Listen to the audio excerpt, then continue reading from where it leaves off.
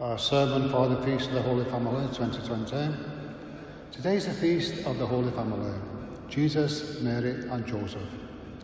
Since the beginning of time, when we all lived in caves and used to hunt for our dinner every day, mankind has lived in a family unit to provide nourishment, protection, nurturing, education and love.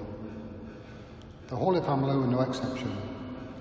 It started when the angel Gabriel told Mary that she was to be the mother of God. She was startled by these words because, although she was betrothed to Joseph, they had not come together to live as a family. And Joseph heard the news, it says in the Gospel, as he had decided to divorce her informally, when an angel appeared in a dream too and told him of God's plan. Then he had to travel to Bethlehem to take part in the census, ordered by Caesar far away in Rome.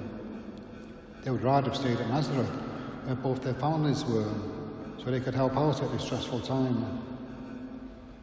The family is the basic unit of society. In the news, on TV and in the papers, you can see the distress caused to families when people are killed in a terrorist attack or as a result of some atrocity. The Holy Family were no different. Then, because of Herod's intention to kill the child, they had to flee even further away from home to Egypt until the time the King Herod had died and it was safe for them to come back to Galilee. So they would have lived as a refugee family in a foreign and maybe hostile country for a few years. Then there is a charming story of the finding of the child Jesus in a temple. On the way back from worship in Jerusalem, they noticed that he was missing.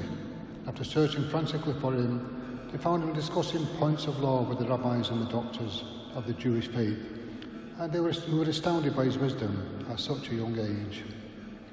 On this occasion, when they chided him for his disobedience, he reminded them that he was about his father's business. This must have been hard for them to accept.